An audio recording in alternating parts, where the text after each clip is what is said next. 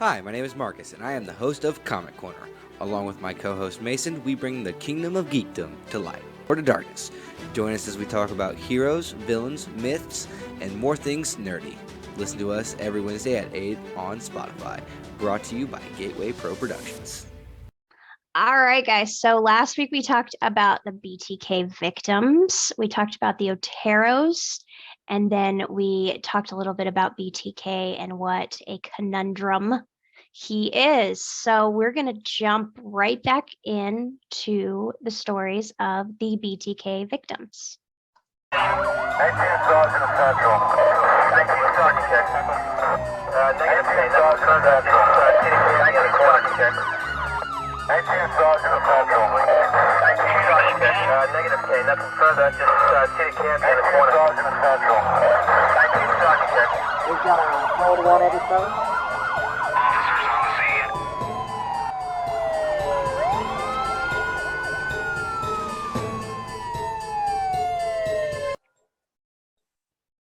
So I don't feel like I have to do an intro since we're back.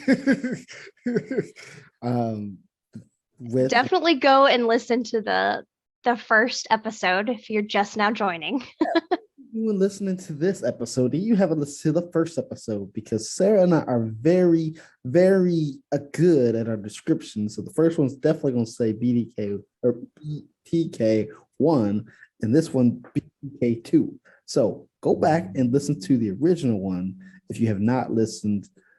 If you haven't listened, okay, I'm gonna stop. Okay, let's stop right in. All right. So last time we talked about the Oteros, and what he did in that household was crazy. Yes. But I wanted to point out he was 28 years old when that happened. So only a few months later is now going to be his second time killing. Okay, murder number two. Murder number two. And he had been stalking a young woman named Catherine Bright. Okay. On April 4th, 1974, he broke into Catherine's home and waited for her to arrive home. Mm-hmm. He was wearing a stocking cap and carrying a Magnum and a .22. However, he was taken by surprise when she returned with her 19-year-old brother, Kevin Bright. This dude does not have any luck. He does not. The world does not like him. And at that stage, the man held the two of them at gunpoint and told them he wanted to steal their car and some money. Mm-hmm. So he's doing this ruse again that he did with the Otero family. And Catherine Bright's murder terrifies me so much because he was like waiting in her house. Yes. And that just is scary to me. Well, Wichita, Kansas, it's got that small town feel, doesn't it? Right? Yes, it does. And nothing like this has ever happened there before, right? So I could kind of see where everybody knew everybody. You could leave your doors unlocked. I mean, hell, my mother-in-law used to live out in the country, right? She never locked her doors, just because she was like, nobody's going to really come out here. So I can kind of understand where she's from. And is he from that area too, as well? Yes. So he lived in Park City, Kansas. Okay. So Wichita is a pretty big city of like different areas. Okay. So like you have Wichita in general, but like the north side's kind of different from the east side. And like, you just kind of have areas. Mm-hmm. And Park City is a smaller town that's connected to Wichita. So you kind of have all these little towns that are going to probably one day become Wichita. Just like the suburbs. That's how my hometown Springfield is. It's just like that. Okay. Gotcha. Yep. So yeah, he's got that small town feels. He knows the area. He knows that everybody is they're feeling safe. And he could just their house and stuff like that. Yeah. And I mean, the Oteros, the police thought this was, an attack on the Oteros, that it wasn't going to be a threat to the community because of how botched it was. So people didn't think that there was going to be a serial killer. Mm-hmm. So he told them that whole ruse to kind of make them happy, convince them that they were fine. And then he forced Kevin to tie up his sister. Okay. And he proceeded to tie up Kevin in the other bedroom. So he's got one in one bedroom, one in the other. Okay. Then he kind of rummaged through the house a little bit. And then he tried to strangle Kevin with a nylon stocking. However, Kevin fought back against this. And he managed to break free and get his bonds undone. And during this struggle, the man shot Kevin in the face. Gotcha. Amazingly, Kevin survived that gunshot. And was smart enough to play dead. Gotcha. So he's playing dead, and due to the amount of how much blood there was, because you bleed so much from your head, Yes. BTK, or the man, believed that he was completely dead. So he's like, all right, took that out. Now I'm going to go kill Catherine. Yeah. Shortly afterwards, the man tried to strangle Catherine. However, she put up a fight too, and he was not prepared for that. Yes. As they were fighting with each other, the man heard a noise coming from the bedroom where he shot Kevin. Immediately, he let go of Catherine and went back to check on the brother. So these two are fighting, and they fought for their lives. The man again attempted to strangle Kevin, and once again, Kevin got to his feet and physically fought back. During the second struggle, Kevin managed to grab a hold of the man's magnum and pulled the trigger. Gotcha. However, the gun jammed and failed to go off. So Kevin is a survivor. Yes, he is. Got shot in the face. He got up. BTK tried to strangle him again, got his gun, but it jammed, man. This guy is a survivor and is super strong. This family is super strong. I mean, God. Yeah, so they're fighting to get him off of them. And when that gun jammed, BTK pulled out a second weapon and shot Kevin again. So BTK learned-ish from the first one that he needed to bring something other than just something to strangle. Yes. But it still didn't really work in his favor. So after shooting Kevin for the second time and all right, took him out, he goes to attack Catherine again. However, by this stage, he was panicking. Yes. And feeling like he had lost all control. Yes. Catherine was still fighting back and making it very difficult for him to strangle her. So he decided to take out a knife and stab her multiple times. Gotcha. After he stabbed her, he heard the front door of the house opening. Initially, he believed the police had arrived. This is over. I'm caught. However, once he walked out of the bedroom, he saw that no one was there. Gotcha. He looked out the window, and his surprise, Kevin Bright was running down the street. Dude, he shot twice. One in the face. Where did the second one hit him? It didn't say. He shot twice. Now he's running down the street. My God. Man.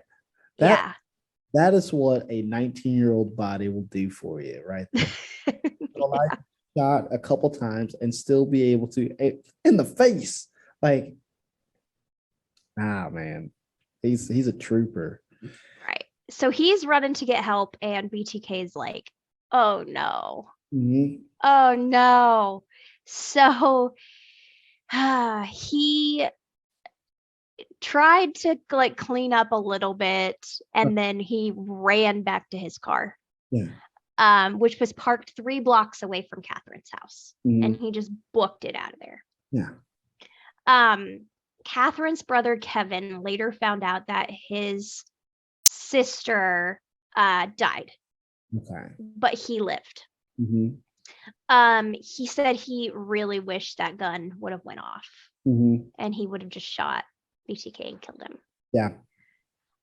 Kevin had a ton of survivor's guilt.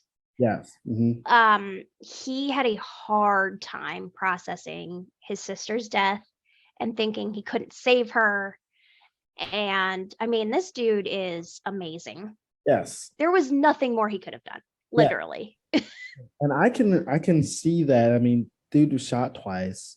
The sister was just tied up, and she was just being strangled. She had no gun wounds. So yeah, I can understand where he's coming from with the survivor's guilt. You know, man, that's just really, really sad. Yeah, and Kevin did like fully recover and really fought to keep his sister's name out there and trying to find BTK. So following this murder, BTK was like, murdering's not for me. Yeah. He's like, this is not my thing. He should. I mean, because we were talking about it in the last episode, like strangling. You know, each serial killer has like their thing that they use or that they do in their killings. And he tries to strangle. Listen, you tried to strangle. What was it? 4 people in the last one, and now 2 people in this one. You suck at it. You know. Yeah. You're a bad shot too, because I mean, come on now. Shoot, listen. What I would have did is, after Kevin left, I don't know. You just make sure that that your victims are dead. It's kind of like in movies. Bad guys got somebody on the ground and they shoot them again to make sure, you know. That's it. I don't know. So he's given up and he stopped for nearly 3 years. Gotcha. At this point, he was probably thinking like, yeah, I'm not gonna do this anymore. But he still wanted attention. Yes. And at this time, in October 1974, 3 men confessed to killing the Otero family. Okay. However, BTK was like, you're not gonna take credit for what I did. So he started communicating. He typed up a letter and placed it inside an engineering book in the Wichita Public Library. Okay. Then he called the media and said, okay, you need to go and find this letter. So this is the first time that BTK communicates to media or law enforcement. And he does this a lot. Yes. Now, my question is, why are you wanting to give information to the police when you're not good at your job? You know, like, hey, police, I suck so bad. I want you guys to know about it. I don't know, man. Yeah, I think it's his need for attention, stroking his ego. Like, he's like, I'm the killer. And the guys that confessed were probably trying to get a lighter sentence on something. Yes. Or get a deal. And he was mad about that. Yes. I don't know, man. And that's something I don't understand about serial killers either, is that you are free. The police don't know anything about you, but here you are putting yourself out there and putting yourself in the eyes of the police. But you could just be scot-free. I mean, 3 years have gone by, man. Live your life, you know, and get away with it. And nobody has to be the wiser about it. But the male ego is a dangerous thing. Yep. So this letter said, those 3 dudes you have in custody are just talking to get publicity. They know nothing at all. I did it by myself and with no one's help. He then detailed a lot of the crime scene, which I'm not going to go into. But other parts of the letter said, I can't stop it. So the monster must go on. and hurt me as well as society. He has already chosen his next victim or victims. Mhm. I don't know who they are yet. Good luck hunting. Yours truly. The code words for me will be find them, torture them, kill them. BTK. Gotcha. So this is when he picks his name Mhm. out of nowhere. Like, I think the media was like, we didn't even know about you, dude. And now you're like, here's my name, here's my address, here's my social security number. Listen, we talked about how dumb he was in the last episode. It just keeps getting worse and worse and worse. God, dude, man, I don't get it. I don't understand. He had other names picked out, but he wanted something that was like, ooh, ah. I mean, it pertains to him buying them. That's something he was into. Torturing them, that's what he did by accident, and then and then killed them. So, which he's not very good at. So he's got 1 out of 3 that he actually can do correctly. But I think so.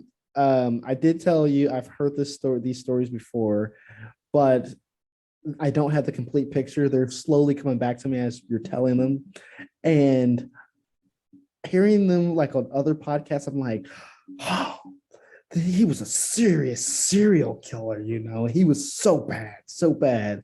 And I'm like, no, it's just a dumbass doing it. Yeah. Like, God, man. Okay, well, BTK. Yes, BTK. And I don't know if you've noticed, I've called him the man up until this point because to Wichita, he didn't have a name. He wasn't a serial killer. He wasn't anything. Yeah. And so now he is BTK. Gotcha. And he was dormant for about 3 years again. Gotcha. Police thought he had stopped, or they thought he was dead or in prison. Mm-hmm. This was a pretty long cooling off period for a serial killer. Mm-hmm. Like, they don't do that a lot. No. But each has their own way of killing, I guess. Yeah. And they usually when a serial killer takes off, they're either laying low because the cops are trying to find them, or they have a family, and their family life is keeping them focused away from that. So, and then they always have something that brings them back. So, what brought BTK back? Being dumb. I don't know. Listen, I asked that question with so much confidence, like something actually brought him back. Right. I think you're absolutely right. His daughter said that this was when he was raising kids, and she said, my dad like super got into gardening. Uh-huh. And she was like, I think he was trying to take his mind somewhere else. Yeah. And he also, this was a tidbit that but he said that strangling was really hard. Poor guy. And he had a hard time with it. So he used those like stress balls. Yeah. Like, sometimes they'll have like a smiley face or something on it. Yeah. And he would like practice Uh-huh. to get his hands prepared for strangling. Oh yeah, I had one of those things. My granddad gave me one of those. It was like it was like 2 handlebars or whatever, not handlebars, but it was like a grip thing. And he was telling me, yeah, you need to use this to get your grip better. So yeah, I know exactly what you're talking about. Yeah, he was just a wimp. He was like, strangling's too hard for me. And that's supposed to be your thing. Listen, right. I want to tell you something. I would have tried the strangling with the first couple of murders, and then I would have said, okay, you know what, let's try this again. And then when I went with the brother and sister, I would have tried it again, said, you know what, this isn't for me. Let's use a gun, or let's use a knife. Let's figure out something different, to trying to do it this way. I don't know why he got so stuck on strangling. I don't get it. Yeah, so he struck again, and this was on March 17th, 1977. Okay. He parked his car at a Dillon's grocery store.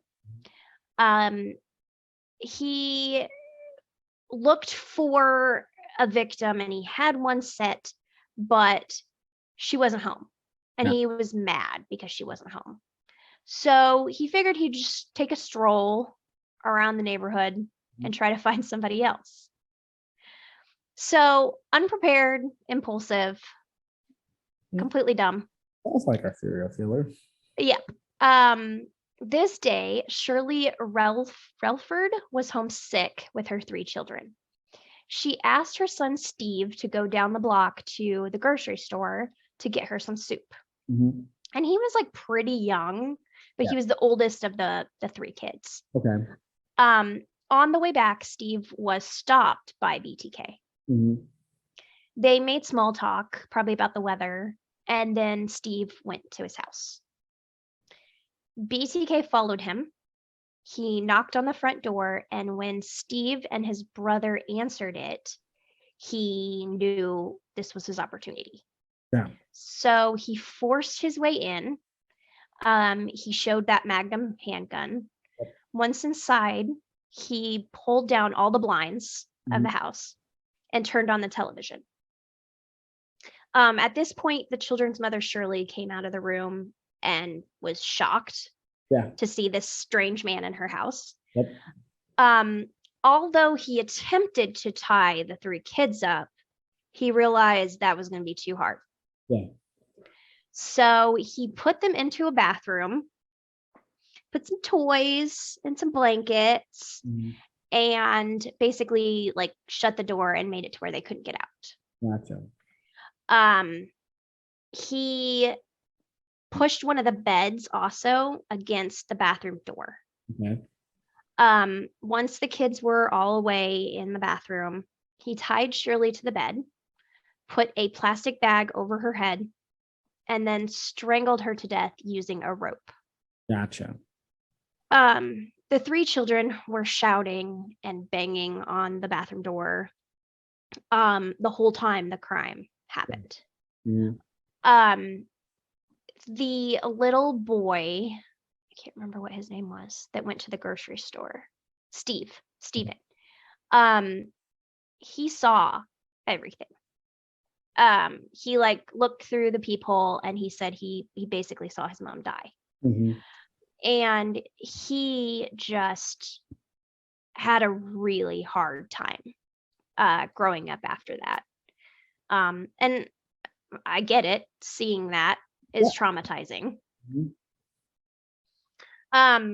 So let's see, where was I? Even saw his mom through the peephole. Yes. So BTK cleaned up his tools and all of his stuff that he'd brought, and he walked back to his car. So Steve Relford was only 5 years old and watched his mother die through the keyhole. He had a hard life because he felt like he couldn't save his mom. So Charlie Otero and Steve Relford met later in life. And they also met Kevin, the survivor. And they all became super good friends. Gotcha. They called each other brothers. They cared for each other. And Charlie Otero went to jail and kind of turned his life around. Gotcha. And he has helped out Steve because Steve struggles with addiction. Yep.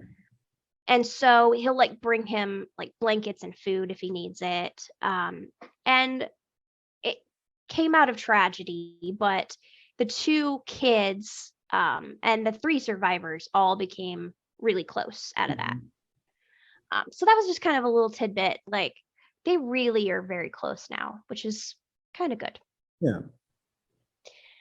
Okay, so we have the Otero 4 that were killed. Yep. Catherine Bright, and then Shirley Relford. Then BTK struck again. Gotcha. On December 8th, 1977, only a few months after Shirley, he had been watching Nancy Fox. He'd watched her for a while and been stalking her. Okay. That night, he knocked on her door, knowing no one would be home, which was weird. Yeah. When no one answered, he went around the back, cut the phone lines, and then broke in and waited for her to come home. I was. Go ahead. What were you going to say? I don't know. He's really into cutting the phone lines and things like that. I was like, I don't understand. If you were good at your job, you would have the murder done before any of that was available. But I don't know. I don't know. Yeah. So Nancy came home, and this time he told her, I have a sexual problem and I have to tie you up and have sex with you. BTK instructed Nancy to go to the bathroom and then come out with no clothes on. Now, Nancy is an older lady. Gotcha. And so she did what she was told. He handcuffed her. He laid her down on the bed and tied her feet. He took his belt off, reached over, and then just strangled her. Gotcha. Out of nowhere. When he realized she was completely dead, he removed his belt and retied her neck with pantyhose, which he liked to do. Yeah.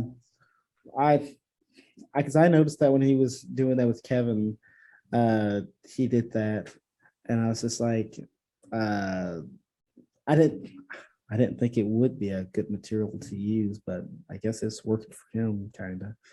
Yeah, I guess. I think he'd probably done it to himself, so he knew the ins and outs, I guess. Here's the real confusing thing about him before we continue with our story. We talked about in the first episode that he does these things to himself. So if he did these things to himself, you would think that he would know how much pressure and how to commit these killings, but it just seems like he's a novice every time he does this, Yeah. I don't get it. I think he gets frustrated and confused, Yeah. and I think he's just dumb. It's just like, this is not how it went during practice. This is not how dress rehearsal went.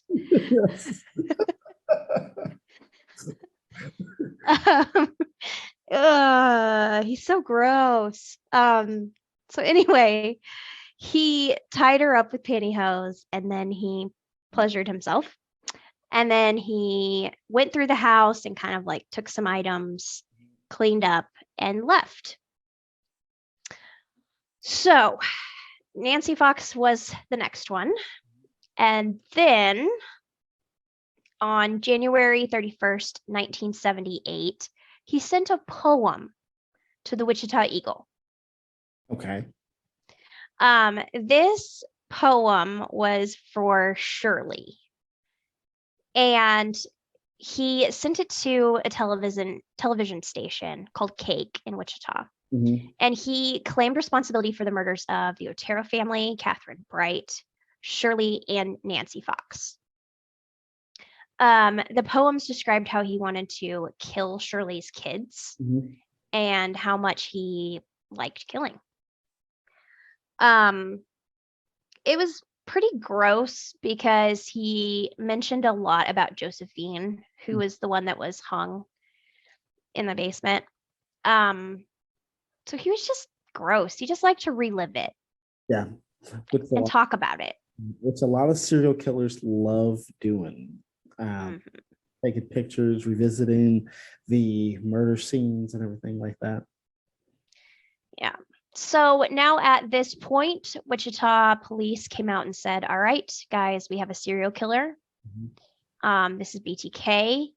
The police decided to say that he was communicating and keep that communication up, which was really a good thing, but it was different than a lot of police do.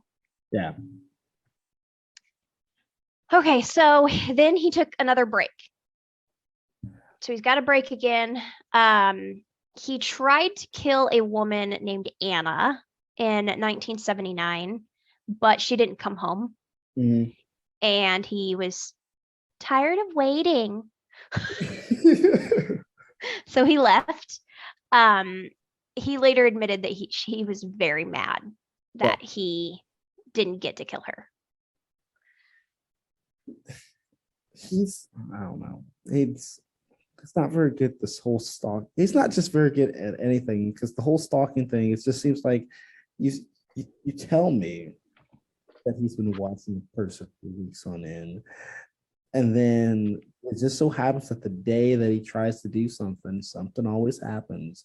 Brother, father's home, don't come home. I mean, I don't know. Just not a very good. I don't know how he became so famous. I don't either. I think he talked himself up a lot. Yeah. And you think, well, I'll ask that question at the end of this one. Go ahead. All right. So after that, he began to stalk his 53-year-old neighbor, Maureen Hedge. Maureen lived just down the street from him, and he was able to just like kind of watch her. Yes.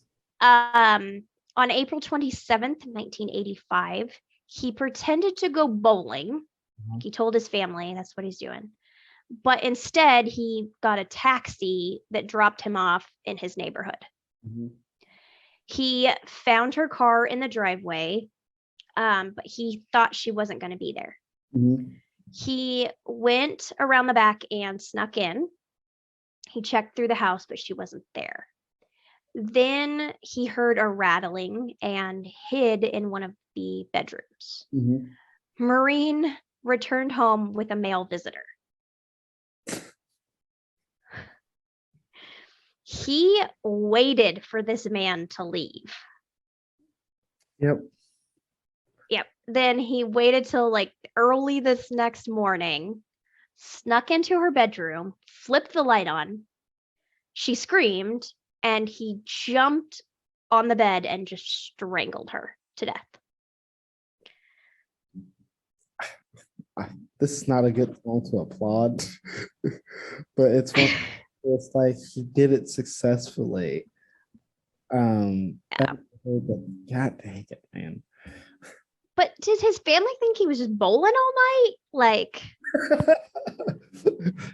his wife was just like, it's 3 a.m. I didn't know the bowling hours lasted that long.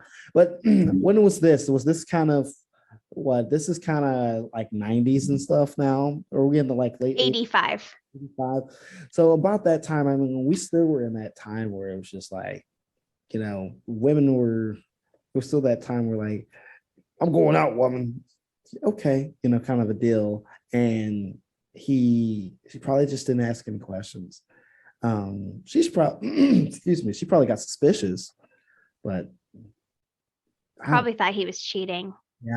Yeah. Oh, this scares me because like just him flipping on the light and just going and strangling you, it's terrifying. Yes. So around my house. Yeah. So she was dead there in her bed. And he stripped her naked, tied her up, and then pleasured himself. He went through her house, just like he always did, and took some personal items. But then he did something different. He decided he was going to get her out of the house. So he's switching it up on us all of a sudden. He got her and put her in the trunk of his car. He drove her to the church that he attended. Okay. He took her out, put her on the pulpit stage thing, took some pictures of her with his Polaroid camera in different bondage positions. Then he got her back in the car, and put her body out in like a field. Gotcha. Her body was recovered on May 5th, 1985 in Wichita. Now I'm hearing all these stories, and this has got to be super crazy for you living there, hearing about all this stuff and hearing how everything progresses, and I don't know if you knew the whole story like now, but now hearing the stuff like he went to a church, took pictures, and now she's in the field, like it's got to be super crazy for you. I can't even imagine hearing these stories in a town that I live in. I can't. Right.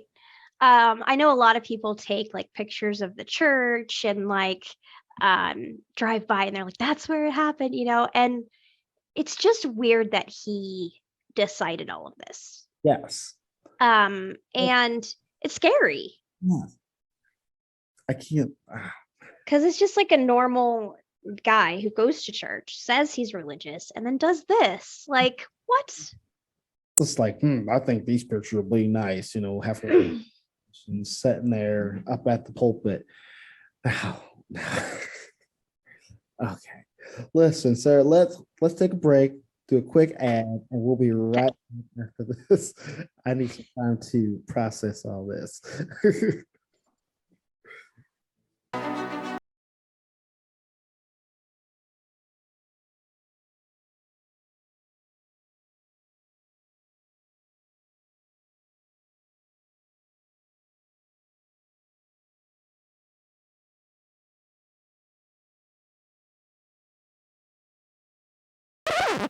Whoa, wrong ad. Let's try that again. Hey guys, my name is Joe and I'm the host of the Joe Show podcast. On my show, we talk about anything and everything except politics. You will never know what we'll be talking about on our show, so you should definitely tune in. Join my boy Marcus and my brother Mason as we talk about food, superheroes, and those are just some of our simple topics. Sometimes we can get a little complex and talk about the difference between wisdom and knowledge. You never know what we're going to be talking about on the Joe Show. Even though we have a plethora of topics to talk about, our goal is to entertain you, the listener. So check us out on social media at Gateway Pro on Facebook, The Joe Show on Reddit, The Joe Show 2020 on TikTok, and The Joe Show _20 on Instagram. You can also find us Spotify, Google Play, Apple Podcasts, or anywhere you listen to podcasts. Join us every Monday at 8 o'clock.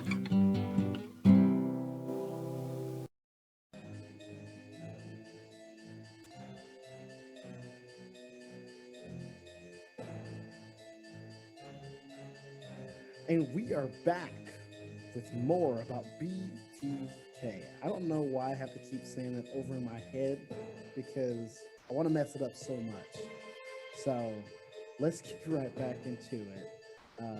He changed it up for us and took pictures at the pulpit of his church and then dumped the body of the victim in a cornfield. And Sarah and I talked a little bit about how it's scary that she grew up in this town where all this happened. Now, it's crazy. I'm gonna make that my thing in every episode now. I have to say that in every episode. You need a shirt that says "It's crazy." Yeah. Merch. So these next victims are coming a little faster. Yeah. Like he's not botching them as much. Okay. Like you asked in the beginning, like, does he get better? And it's like a little bit, but he's still doing dumb stuff. Yes. Mm-hmm. He took a body to a church. Like, what if someone was there? Yeah, that's what I was thinking. I mean, because I instantly thought of a Catholic church, the Pope, not nurses, but nuns are always there. So anybody could have walked in. But heck, I mean, even if it was a regular church, there are people at the offices there, and anybody could have showed up. You're driving around with this dead body, so there could be tons of there was just too many variables for him to get caught. So he took a lot of risk doing all this. It's crazy. It's crazy. I didn't make you self-conscious. What? Now you're gonna make me self-conscious. No, I think it's good. You got to have a catchphrase. Yes. So his next victim was Vicky Wagerly. She was 28 and a mother of 2 children. He again watched her for a while, and then September 16th, 1986, around 10 a.m., he posed as a telephone repairman to get into her home. Once inside, he pulled a gun and asked her to go to the bedroom with him. She went with him, and he tied her up using material from her own bedroom. But it didn't hold, and she broke free. She fought him, but it was no use. He had a nylon stocking, and he strangled her until he was sure she was dead. He rearranged her clothing and took pictures of her. He then became kind of scared because he remembered her mentioning something about her husband coming home. And the dogs outside were barking. And so he's like, I gotta get out of here. He cleaned up, he took her car keys, and he drove her car down the block and parked it. Now, this is interesting. Her husband, Bill Wiggerly, said that he saw his own car driving in the opposite direction of the house, but he didn't know who was driving it. Yeah. Now, see, that's the thing. I don't understand what his whole thing is with taking the victim's car. I don't get that. Why wouldn't you just hop in your car and just get away? Yeah, it makes no sense at all. He maybe thinks like he's staging it as they ran away, but like the bodies are in the house. Yes. Listen, you know what, Sarah, I just want to let you know I'm very disappointed in you bringing this story to us because you've been throwing some mysteries at us where we actually had to sit here and think about the methods that the serial killers were doing. And in this one, I'm just very disappointed because he's just doing a bunch of stupid stuff. And I can't get my brain to think about anything. It's the only thing that's happening is it's just hurting because it's just so dumb. Well, that's the end of the podcast, guys. Joe hates me and we're done. Well, for me, I think his dumbness makes it pretty interesting. Because I'm like, how is he evading police, for one? And then how does he get caught? Yes. I'm just waiting for the ball to drop, Yes. And it's just, I don't know. And then, like I said, I'm just thinking of witnesses because those are the two things that a lot of serial killers are. They're trying to make sure nobody's watching them. They're trying to make sure that they don't leave evidence behind. And BTK does not care. He's literally doing everything in his power just to get caught, Yeah. I mean, I always think about it in today's world where we have all these cameras, and I'm like, the police would have so much fun watching him. Like, okay, he goes to the grocery store and then he drops the car off and then he goes back and like, what is this guy doing? At the police station, Bill, do you see this guy? Like, we're watching the whole video and it just doesn't make sense. Like, oh my gosh. Well, it isn't a mystery, but it still is like, what the heck, man? Still entertaining.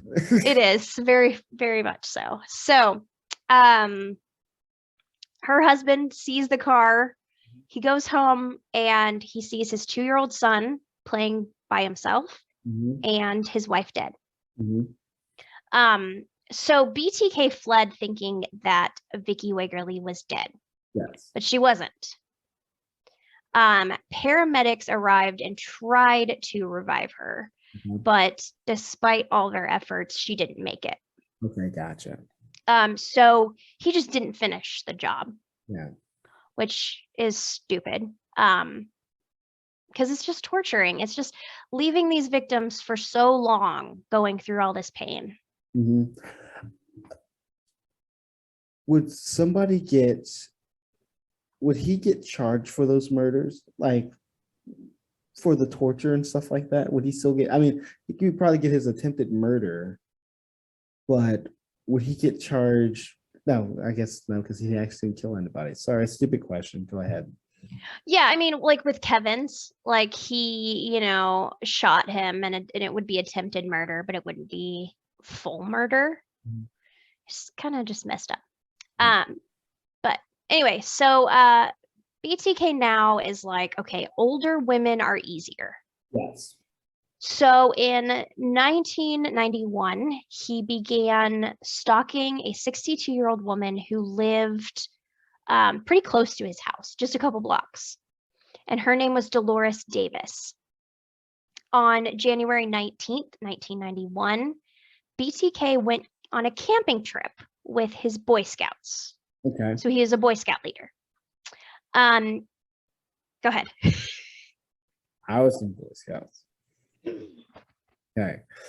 So I was going to make this comment earlier in the previous episode.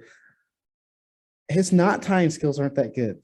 And the joke I was going to make was he must not have been a Boy Scout, but because that's what I was going to say about him. Now you're telling me he's a leader. He can't tie a goddamn knot. That's like skill 101 in Scouts. He was a very bad Boy Scout leader, apparently. So he came up with an excuse while he's on this camping trip and he slips away. So he goes to Dolores's house, meanwhile supposed to be at the Boy Scouts, Uh-huh. and he waited outside until he saw that she was asleep. Mm-hmm. He broke the glass door at the back of the house with a cement block. Dolores came out of the bedroom and was face to face with BTK. He used the same line, I need money, a car, and that he was going to tie her up. Yep. He tied her up in the bedroom and strangled her to death. He took the body outside and put it in the trunk of her own car. He drove to a lake near Park City and hid the body in evidence under some trees. Mm-hmm. He later went back and hid the body more and put it in his trunk and then dumped it under a bridge. So he moved it later. Mm-hmm. The following evening, he went back to where he left the body and took pictures. So he's switching it up and keeping the bodies for longer, which I think is really dumb. Yeah, and it's starting to so he had some sense of control earlier on, because it was just like he was killing, he'd be done, it'd be over. But now I think he's starting to say, hey, I've done this, I'm getting used to this and stuff like this, and he's starting to get a little more extravagant with his killings. And just from what we've heard on his attempted murders, he shouldn't be doing this. He shouldn't be trying to find different ways in different places, not putting people in churches or under bridges and things like that, because he's going to get caught. I mean, he was already should have got caught, but I don't know. I just think somebody like this should not be doing more and more, because usually what we see with serial killers is they succeed at murders, so then therefore they think they can get away with more. Mm-hmm. And he's not advancing. He's just towing the same line. So he should stay doing what he's doing until he gets better. Right. So all of Wichita is just on edge because they don't know when he's going to strike again. Mm-hmm. They're not knowing what's going on. And then he just stopped. From 1991 to 2004, BTK just went back to normal life. Mm-hmm. No one heard from him in over 10 years. So he might have gotten away with it. Yeah. Like if he would have just stopped, went back to his normal life and died, we might not have known. So, but he comes back. And Mhm. but it's stupid. Like you said, it's stupid to me. Like, okay, when we talked about 3 years, 6 years, I can understand somebody coming back because you get the bug again. But after 10 years, what are you going to do? You was already rusty, and now you're coming back 10 years. Oh. Well, let's see what happened after those 10 years. So he did not kill again, Okay. but he wanted attention. He was like, hey, nobody's mentioned my name for a while. This isn't going to fly. Uh-huh. So he just started communicating. Yes. On the 30th anniversary of the Otero murders, the Wichita Eagle newspaper ran an article about BTK. Mhm. And then a book came out about the BTK killer. This book made BTK mad because he's like, no one's going to tell my story. It's going to be me. Yeah. Because he's whiny like that. Yes. And he wanted to be able to take the credit. Mhm. So on March 17th, 2004, BTK mailed a letter to the Wichita Eagle under an undercover name, Mhm. Bill Thomas Kilman. Okay. The envelope had 3 photocopy pictures of Vicky Wagerly and her driver's license. So this Bill guy, Bill Thomas Kilman. I wonder who What? I wonder who it could be. I know, right? Another letter came on May 5th, 2004 to Cake TV, Mhm. and it was a word puzzle containing like letters and numbers that they had to decipher. Huh. Yeah, so he's now trying to be Zodiac. Yeah. He's like, hey, I'm gonna give you clues like this. I'm just surprised that this is happening. I can't even remember how old I was. I was 7 at the time. Like, and this is happening. Good mighty. Yeah, I was a teenager and I remember like the news coming on and them saying like we got a communication, from BTK, and they would air what they got and everything. Yeah. I don't understand. Was this just considered local news or was it national news? I think it did gain a national traction, but I think all of the little details, like the letters that he sent, didn't really. Mhm. But the overall story, I think, ended up being big. Gotcha. Okay. Yeah. So on June 9th, 2004, he left a package taped to a sign in the middle of the city, which had like a horrible description of the Otero murders. Yes. It had a sketch of a body hanging by a rope, Mhm. and he titled the sketch, "The Sexual Thrill is My Bill." Mhm. It's just so weird. Yeah. On June 17th, 2004, there was another package Mhm. labeled BTK that was found at the public library. Okay.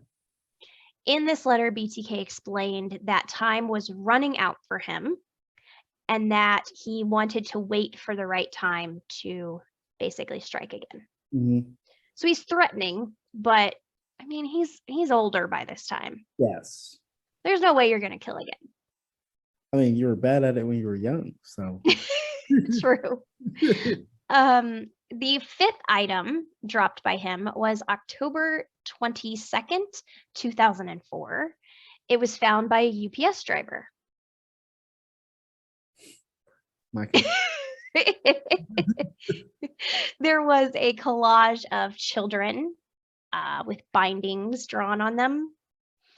And it contained basically false details about BTK to kind of like throw him off. Mhm. For example, it said the year he was born, the area he lived in, to try to confuse police. I don't know. Is this getting his rocks off him playing this game now? Maybe he knows he cannot go out and murder anymore. So he's just like, he wants to be like Mr. Incredible and live the glory days. His Right. yeah. So January 2005, a box of Special K cereal with the words BTK and bomb Mm-hmm. written on it was found in the back of a pickup truck. The box contained details of his projects, which is what he called them. So they were like, okay, it's 2005. We're just going to go back and look at the security tapes Mm-hmm. because it was in a Home Depot parking lot. Gotcha. They see a black Jeep Cherokee, Okay. and then someone get out of it, put the box in, and leave. But they don't know who it is. They didn't see a license plate, anything like that. Inside the box, he asked a question. Mm-hmm. If he made a floppy disk, Mm-hmm. could the police track it? Mm-hmm. And he said, in the form of a newspaper ad, tell me yes or no. Mm-hmm. And so the police are like, no, we can't trace that. No way. That's untraceable, BTK. And they lied. So, that is like this old guy. You traced the whole cop floppy disk.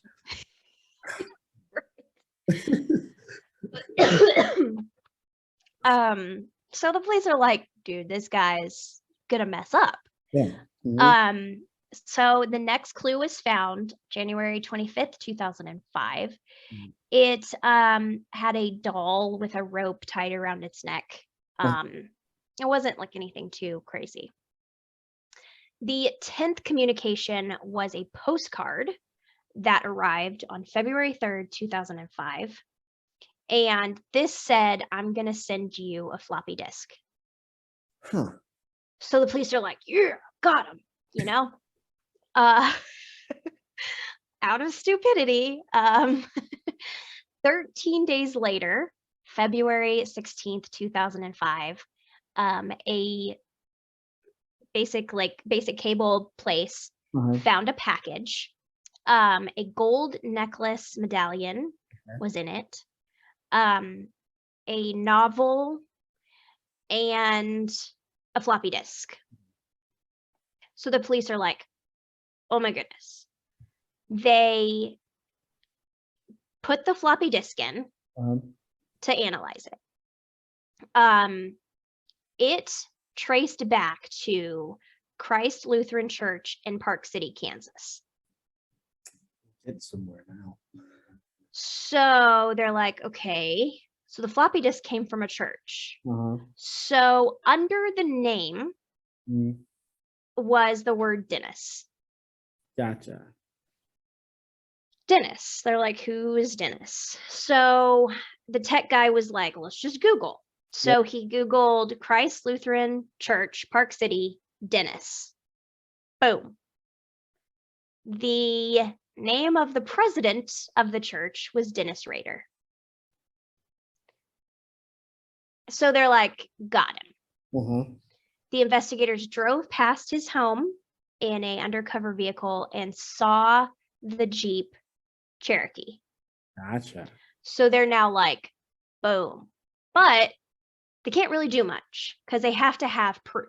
Yes. So they're in this like waiting period, but they know they have him. Yes. So they're kind of like staking him out, but like trying not to make it obvious. Yeah. They go and get a DNA sample from Dennis Rader's daughter's doctor. Gotcha. They compare it. It's a match. Gotcha. We've got BTK. Gotcha. Him sending in that stupid floppy disk just got him caught. So after 30 years, on February 25th, 2005, the Wichita Police Department surrounded his car when he was on the way home from lunch. He was handcuffed. He didn't say much. He just said, please tell my wife I won't be home for dinner. You guys know where I live. What was the point of the floppy disk? He was trying to like communicate to them, like write things on a floppy disk to give them. They just He didn't know that it was going to trace back to him. gotcha. Huh. I mean, God dang it, dude. This is our older generation. This is why you have to stay up on the technology. So that if you are committing crimes, you know what the police can and cannot do. Right.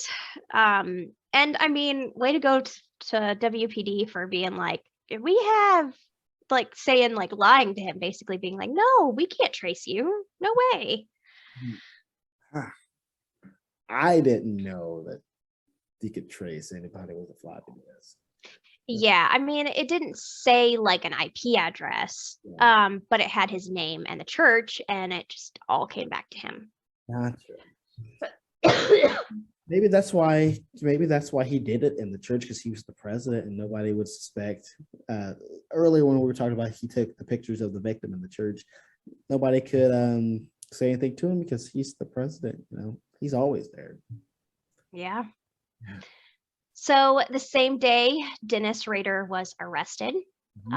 He admitted he was BTK. He gave a 30-hour confession.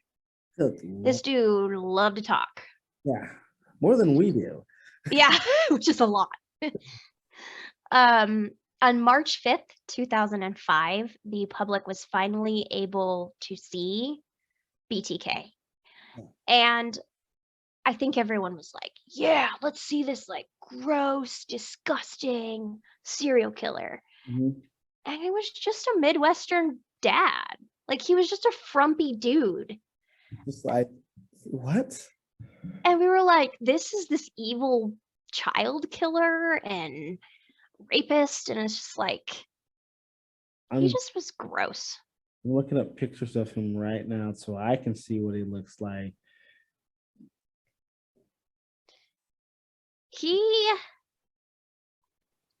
So he stood in court and they already had enough. They searched his home. They found things that he had kept, driver's license of the victims, pictures. They found all this stuff in his like shed out back that he was keeping from his family. And he stood up and said, like, this is how I killed, this is what I did, and made no apologies, really. Yeah. And, like, I don't know. And from what you said, sir, I just saw a picture from him. He does look like a Midwestern dad, and you would look at him and you wouldn't think anything. I would think this guy does have a family and he goes to church and everything, and he's not that big of a guy either, Right. God, man. And people knew him in the community as a scout leader, churchgoer, and then they had to figure out in their heads how this is also BTK. Yes. And his family, like his wife immediately was like, file for divorce. Yeah. She did not stand by him at all. His daughter Carrie has written books and gone on Dr. Phil and said a lot of things, and she has been trashed in the community because they're like, you're profiting off of these victims. But I honestly believe she was a victim too. Yes, she didn't lose anybody or lose her life, but like all of her childhood memories taken away very dramatically. Yes. And she has to go back and like think about, this day my dad was killing this woman. Yes. What was I doing while my dad was out killing this person on this specific day? I was out getting ice cream and my dad was doing this. Or he said he was going to go bowling that night and he's actually doing this. Scarred for life. She might not be physically hurt, but mentally, what if she also looked up to her dad as the best in the world? And she's talked about that. She said, like, it was just my dad. I didn't realize that he was evil. Yeah. And he writes her and tries to communicate with her, and she's just like, I don't know you anymore. Yeah. Yep. Yeah. So his court case started on July 27th, 2005. He confessed to all 10 murders. Mhm. Charlie Otero, Steve, and Kevin Knight were all able to look BTK in the face and say what they lost Mhm. and how hard their life has been. He tried to muster up a little bit of an apology, but you could tell he didn't care. Yeah. He doesn't look like a very apologetic guy. I mean, as he got older, so I've seen some of these older pictures. Dude looks like a ghost. He looks evil. I mean, Yeah. it's I don't know how that happens. You go from Midwestern dad to the devil himself, kind of deal. Right. On August 18th, 2005, he was sentenced to life in prison. He will not be eligible for parole until 2180. He'll be dead by then. I thought, you were getting ready to say the year, and I thought, 2035 or something really close, and he'll be able to get out in 2080. I might be dead by then. Right. I mean, he would have had 10 life sentences. So, he's not able to access things that would fulfill his fantasies. So like bondage material. Yeah. On August 19th, 2005, Rader was taken to El Dorado Correctional Facility in El Dorado, Kansas. So he's now in my hometown.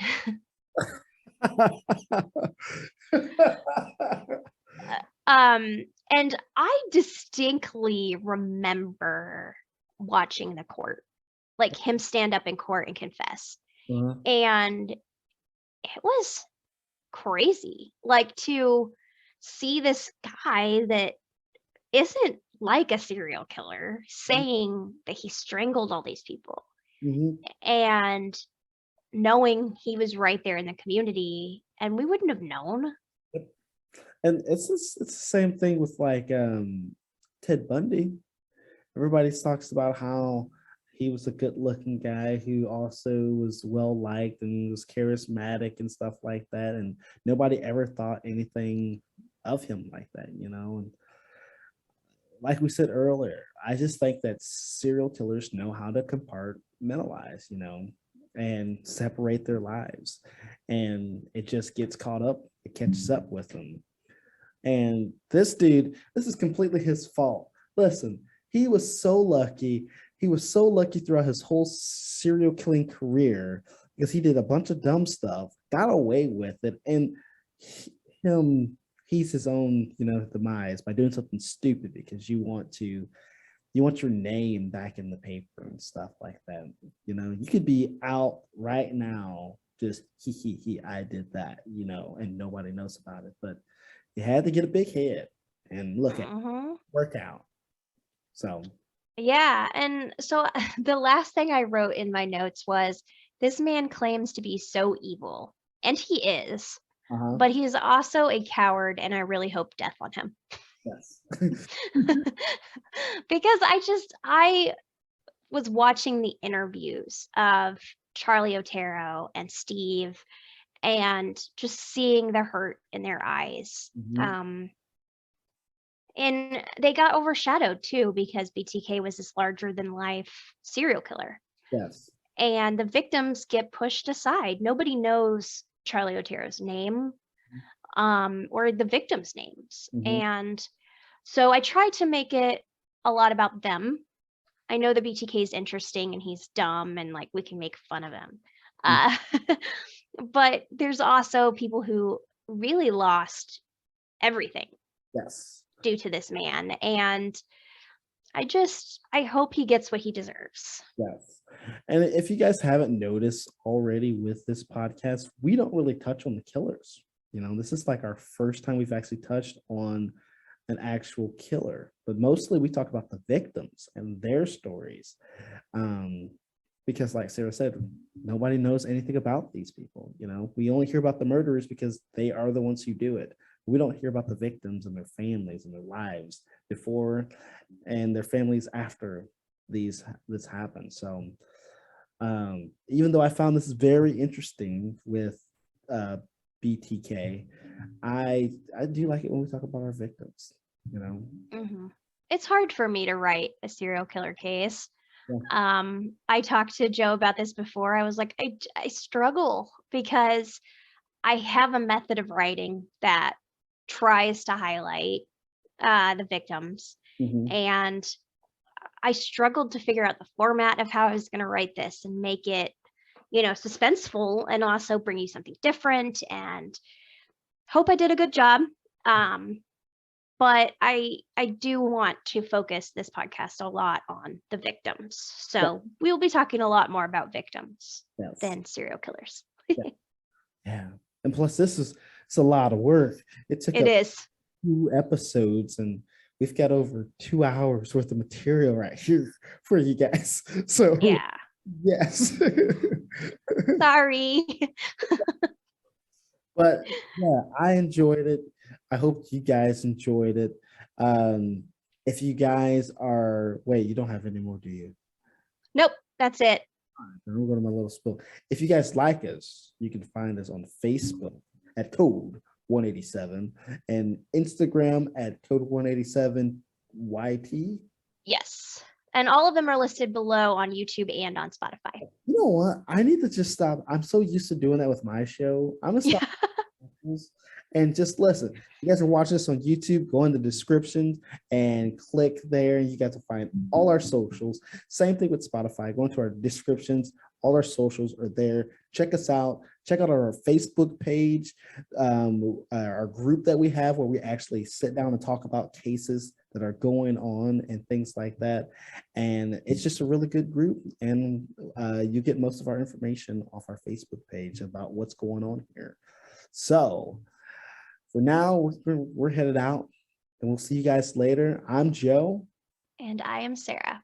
We'll see you guys next time on Code 187. Hi guys, I just wanted to say I hope you enjoyed this video. If you like any of the content for Code 187, please click that subscribe button, that like button, that share button. Help us out, help us grow. You can find us on your favorite podcast platforms. Yeah, check us out on there. Give us some ratings. Tell us what you think. We're also across every social media on Code 187. So we're on TikTok, Instagram, Twitter, Facebook. I think that's it. And of course, YouTube. So please, please, please subscribe if you like our content and spread the word. We'll see you guys next time. Bye.